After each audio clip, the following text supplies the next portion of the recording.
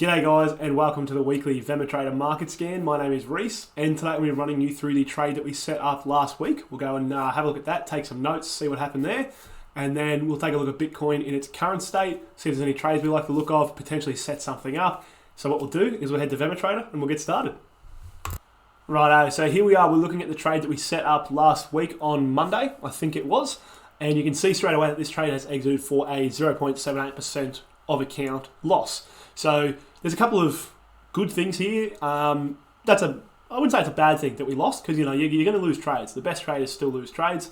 There's a couple of really good takeaways here, I think. So the very first one I'll talk about is you can see pretty much immediately after, if you're looking at the time, it was literally a minute after I recorded the video last week, I added another tag, and that tag was pressure to perform. Now, why I added that tag was 2 weeks ago, I came to you guys and I said, look, there's nothing I like here. I just don't like the look of the market. I'm not going to take any trades this week. Last week, I really didn't want to say that 2 weeks in a row, right? That's kind of silly because there was a period last year where I didn't trade for 6 weeks because I just never saw anything in the market that I wanted to trade. So, 2 weeks is nothing compared to that. But I was feeling like I've got to find you guys some trades, right? I got to show you guys some trades. I was feeling that pressure to perform. So I thought, okay, I'll tag that. I'll tag pressure to perform. I added it, mid-trade after I'd created the setup. I'll tag that pressure to perform because if I find I'm consistently feeling that, it'll be really interesting to see my results when I feel that pressure. So obviously, if you guys aren't recording videos talking about your trading, you're probably not going to feel that same pressure in that sense necessarily, but you may well feel the pressure to perform. In that 6 week period, I certainly felt. Actually, I don't know if I did. My psychology was pretty good, but I did start to wonder, hey, have I just lost confidence in my trading and I just am never seeing anything? Or is it actually that the market's not doing anything that I want the market to do before I trade it? So that's a really good, if you guys are feeling certain things when you're trading, right? Say you're feeling like, I need to make some money this week, or there's been times that I've traded to make myself feel better. And it's a terrible, terrible thing to do because as soon as you lose, it's not going to help you feel better. But I'm like, if I just win a little bit, I'll feel better about myself. If you're feeling that, right, tag that, I think the data you can get on your psychology with these tags is probably going to be the most important data that you'll get. The TA data, if you're tagging bear flags and things, obviously going to be useful. But, like we say, trading is 80% psychology. And so the more that you can dial in on your psychology, the better it's going to be. So that's why I tag pressure to perform. I'm really interested to see. Hopefully I'm not feeling it often. But if I am, I'm really interested to see the results when I'm feeling that way. So that said, I did quite like the trade last week. It wasn't like a forced trade necessarily, but I'm not sure that I would have set it up if I wasn't feeling that way. I probably would have, to be honest, but like me going down to the 15 minutes, that's something that I do. It's not something that I'll usually do consistently, I guess. It's almost like combining two of my strategies. So anyway, that's why I added the pressure perform tag.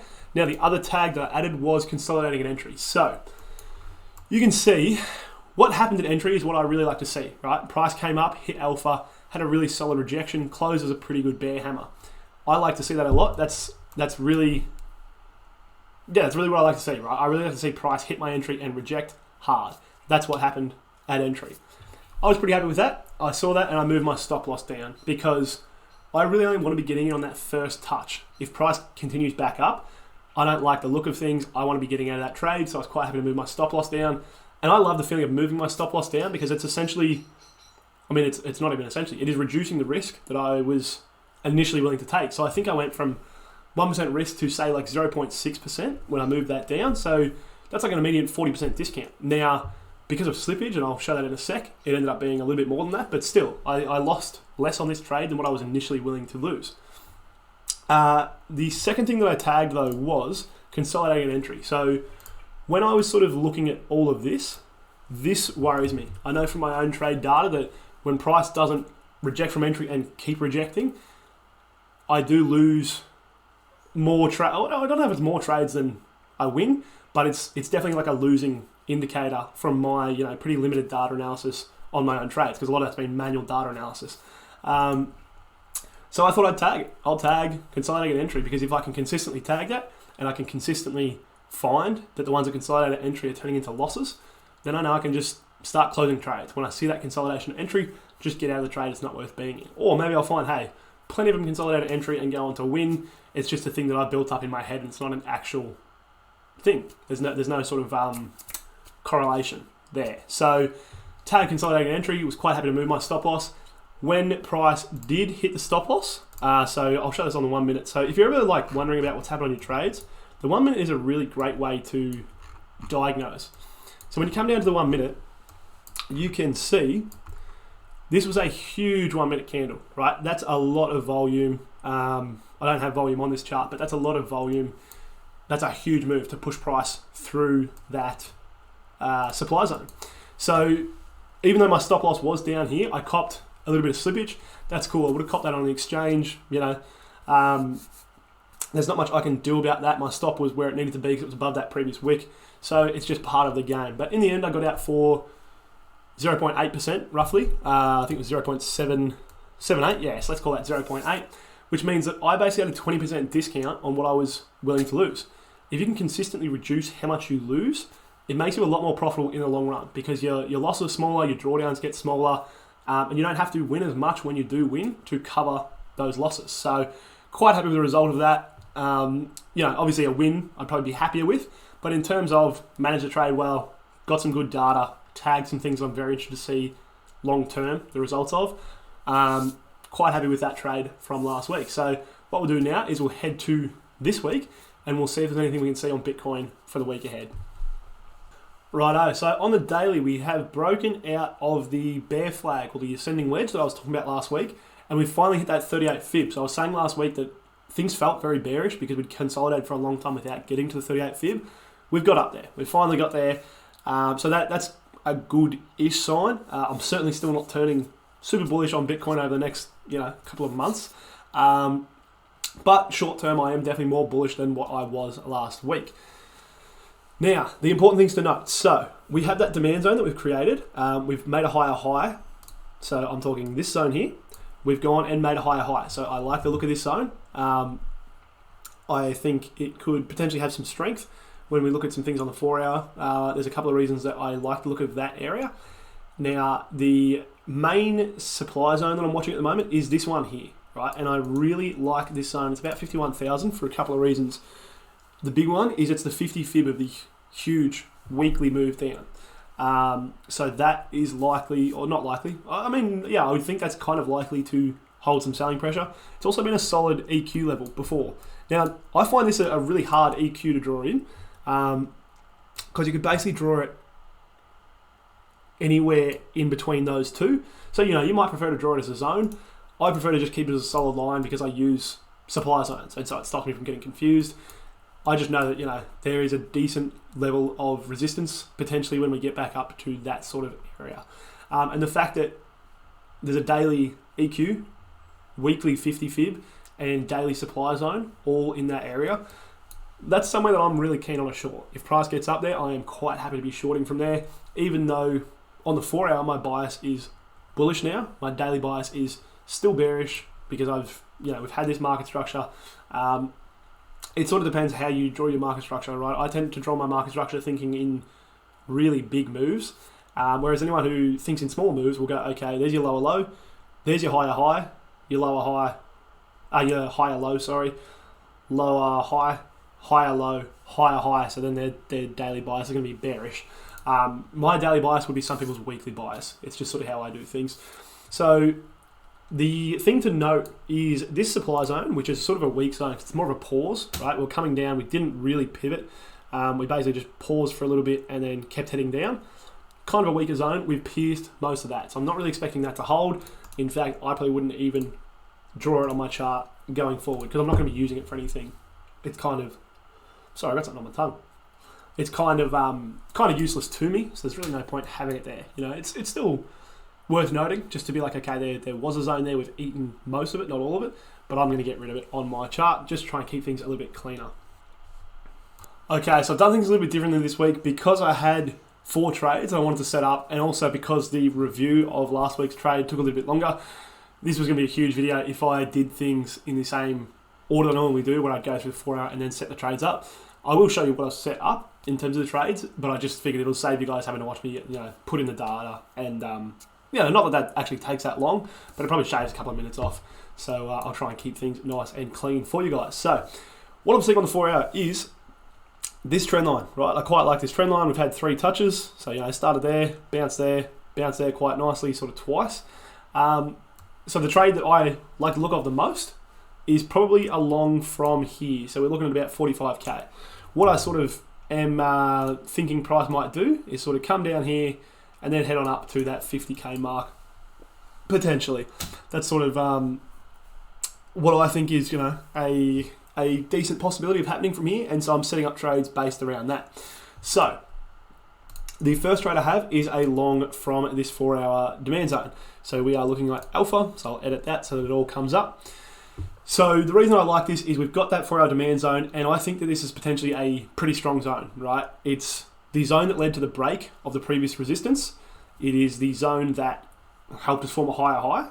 It's a really strong push that we've had once we did push out of that zone, and it's been retested. So we created the zone, we got this bullish engulfing, we retested it with these 2 candles here, and then when it held, we rocketed. We really launched. So I look at that and I go, okay, there's a good chance if price gets back down there, there's going to be buying pressure happening at that level. It's also a daily EQ. I don't think I spoke about it when I was talking about the dailies, because I was talking about that upper EQ much more, but it's a solid daily EQ that could well act as support.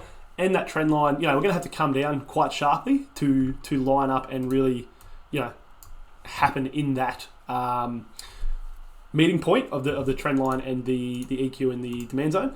But that trend line is certainly there. So I quite like the look of getting into a long from there. Now, because it is counter to my higher time frame bias, which is bearish, I've dropped my risk to 0.5%. I just use fixed values. I'm a big fan of fixed values. I'm quite happy to target the supply zone we're currently at. In terms of the journaling, there was one thing I wanted to add here. I've added it on Bravo. I'll get into it on Bravo. But it's against my high time frame bias. My bias is a mix because my daily is bearish and my 4 hour is now bullish. There's that daily EQ, the 4 hour trend line, and a 4 hour demand zone, daily bearish bias. About a 6. I think all these trades are a 6 confidence, which potentially has something to do with my win rate is usually somewhere around 60%. I think it's lower at the moment based on the last 2 or 3 months, but it has sat around the 60% mark for some time. So I wonder if that's why I usually feel like a 6 out of 10. I hadn't really thought about that until this video, and I'm pretty happy today. So I've gone with happy. So that's probably my favorite trade, right? If I had to pick just one, that's the one I like the look of the most. The second trade that I've set up is a long from Bravo. So you'll often hear me say when there's 2 demand zones quite close together, price will often hunt the further one. It'll push through the first one to get to the second one. That could be the case here. There's honestly, if you're really marking in every possible zone, there's a demand zone there. So we might just get to that one and then stop. But Bravo, I much prefer the look of to that middle demand zone. It also lines up really nice with the 38 fib and. What have I tagged? So again, drop my risk to half, and I'm using bounces with no conditions for these because I'm just going, okay, at that price, I'm happy to buy. At that price, I want to get into this trade. Right, that was what I was missing on that first one. Price formed the higher, broke out of the daily bear flag. That's an important thing to note. So here I've tagged fibs. I've tagged 38 fib level. I've spoken before about why I like to tag both of those. Again, that trend line against the high time frame bias, pretty much the same tags as last time. 6 confidence and happy. So that's what I'm looking at with Bravo. Now, you could potentially also set up the long from here that I spoke about when I was looking at the daily, and it's something that I quite like. I just wouldn't bother because right now, I would be surprised to see that happen this week. The good thing about doing it with VEMA is it's not going to tie up margin, so you absolutely could sit it there. And I have had some where I've gone, I don't think that's likely to happen in the next week or two, set them up, and price rockets to that point and I get into a really good trade. So you could definitely do that. I'm not going to, because I sort of, if price punches through these 2 zones, I'll kind of want to reassess and just step back and have a think about, okay, what's going on? Do I still like to look at the long from that? So I'm not going to set up that one, but it's something that you potentially could do. Now I'll skip Delta for a second, I'll come back to that. Charlie is the short. So I have refined that daily zone. There's a 4 hour zone within that. You can see that I found that there, and it lines up really beautifully with that daily EQ. So I quite like the look of getting into a short from there. Now, that is for the full 1% because it's with my high time frame bias. And if I look at my journal, it just makes a lot of sense to me as a potential spot that a weekly lower high would form. So currently on the weekly, we've come down. I look at that. This is why I really like to do those high time frame looks, just to see what I think could happen. I look at that and I go, yeah, that would make sense. If price came back up to, what are we looking at, about 51k, there's a few reasons that it could reject from there, and it would just make sense in the way the market moves for there to be a lower high form there on the weekly. That's obviously no guarantee, but it's just, that's the way that I think about things. So the tags I've used are the refined zone, it's with my high time frame bias, daily bearish bias, my fibs, and my 50 fibs. So that is the weekly 50 fib. Again, 6 confidence and happy. So that's what I've set up for the short from Charlie. Now, Delta. Delta's an interesting one. I actually recorded this. This is the second time I've recorded the 4 hour. When I was thinking about the 4 hour before, so one thing that I usually do in my trading is I essentially predict 2 moves, right? So, if we look at that alpha setup, I'm predicting price to come down here and then bounce. And I'm only ever really taking advantage of and trying to take advantage of that second move. I'm saying if price does this, then I want to get in because I think price is going to do that. I was sort of thinking about that and I thought, well, the good thing about VEMA is I can paper trade really easily and I can test different ideas. And I thought, well, why don't I start testing, trying to catch that first leg of what I think could potentially happen? So what I've done with Delta is we currently have a pretty, what I would consider a pretty weak demand zone here, right? It's more of a pause, which I usually do think of as the weaker zones. We did push up out of it, reasonably well. We've had a pretty solid rejection. It's held when we come back down. There's a 4 hour EQ that's held really nicely. It's sort of where we've actually bounced. But I was looking at this level and I went, okay, if what I think is a good chance to happen from here is that move, why don't I try and catch this move down rather than waiting to only catch the long, hopefully, because price could just keep going down. Why don't I try and catch that move down as well? So what I've set up here is just a straight cross candle close. So if price closes below the 4 hour EQ and the demand zone, I would feel more confident about price coming down here.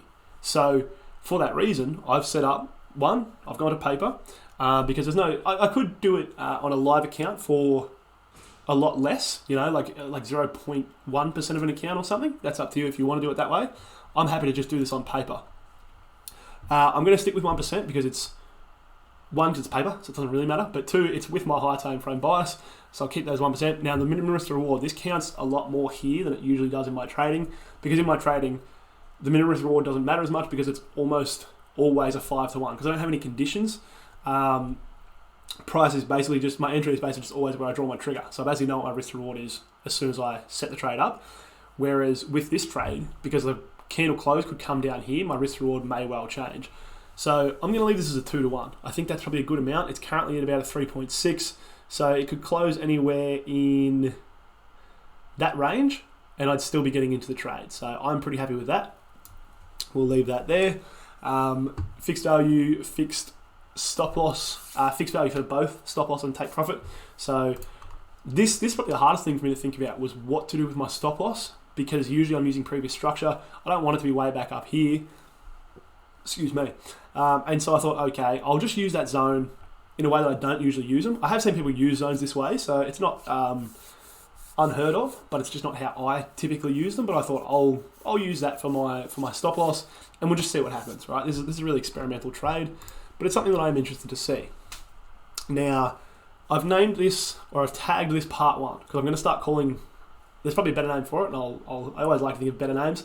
But the way I see it is this is like the part 1 move, and that's the part 2 move. So this is part 1. Is what I'm going to name this strategy. It's a working title, so we'll see if I can get a better one.